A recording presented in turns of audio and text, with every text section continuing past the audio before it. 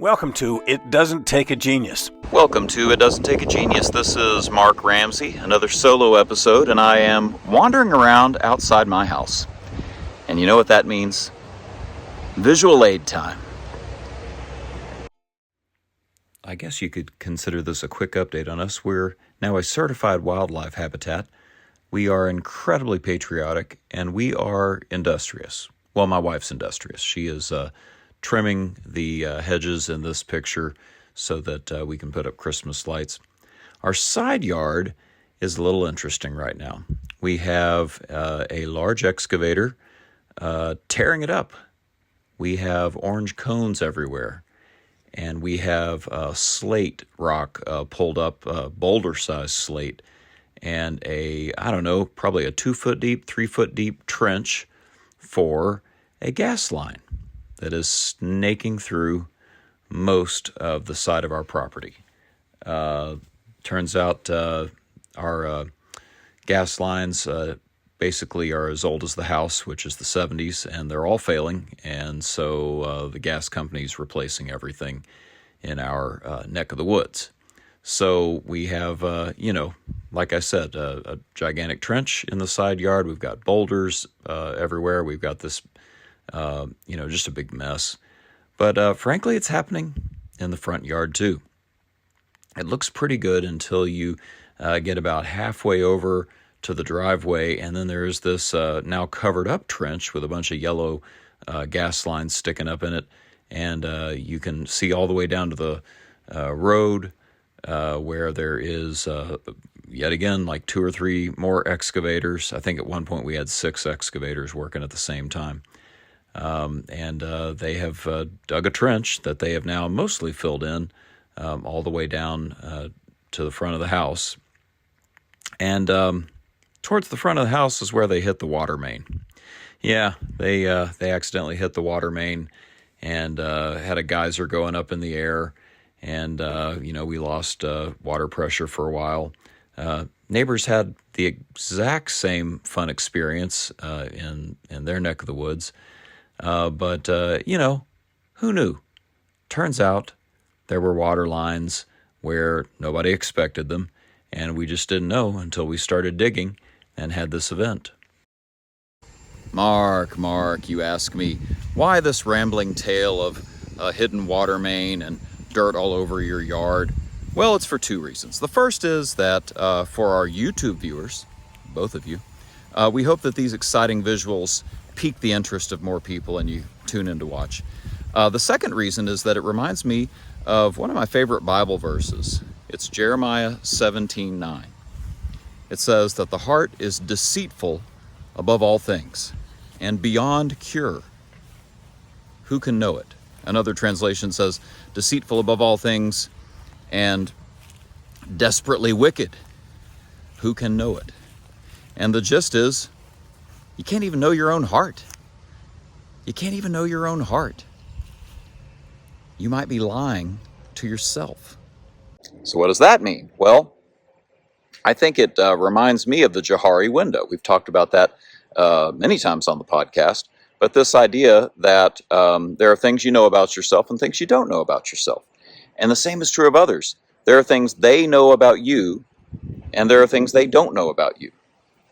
So in other words, any way you slice it, there's a good chance that there are things that we don't know about ourselves and each other.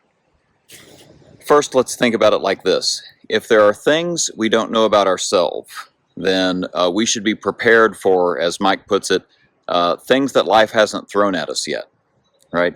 You don't know how you will respond to rejection, to being fired or demoted, to getting negative feedback from a customer, from a client, until you have those experiences. And if we're being self-aware, then they teach us something about ourselves. Maybe an opportunity for growth, something that we want to change, or maybe something that gives us some confidence and assurance that we can handle it in the future. And in a similar vein, one of the things that maybe we can take from the Johari window is that there are things hidden in other people, right? The water main hasn't been hit for them yet either. And so we can have some grace with them when it happens. Or realize that we actually don't have a clue what's going on in their heart to begin with. In other words, we don't really know the intentions.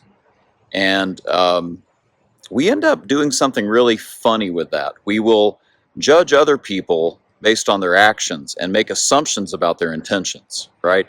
I think I've mentioned before a client I had years ago that felt like they had a new hire who was very lazy. And it turns out that the actions they were observing was that he wasn't at his desk at 9 a.m. and he was seen walking the lot on his cell phone. Well, he was an internet manager. It's just possible that he had good intentions, that he was actually at 9 a.m. talking to the inventory manager about the vehicles that came in overnight as trade-ins or off the transport truck. And maybe he was on the cell phone walking the lot talking to a customer, letting them know that they were looking right now at that used vehicle they were interested in and it looked like it was in good condition. It's just possible. And isn't it funny that at the same time that we are judging other people by their actions and assuming their intentions, we want them to judge us by our intentions, which are also hidden, right? Yeah, I cut you off in traffic, but I'm really late for an urgent meeting, and I just made a mistake, and please forgive me. But when that other guy cuts us off, he's a jerk. Here's how I really know the heart is deceitful above all things, and we can't know what's really going on under the surface. At the same time that we want other people to judge us by our intentions and not our actions, we're also having these huge amounts of self-doubt where we're looking at people successful around us and saying, I'll never measure up to that. They've got everything together in life, and I'm such a fraud. It happens all the time because of social media, scrolling through people's highlight reels. It happens when we see somebody have success at work, getting accolades from the boss or from a customer or lots of sales or what have you. And we're thinking, I don't have my act together like they do. Turns out they don't either. They're going through the same issues that you are in terms of feeling like they're an imposter, right? The imposter syndrome.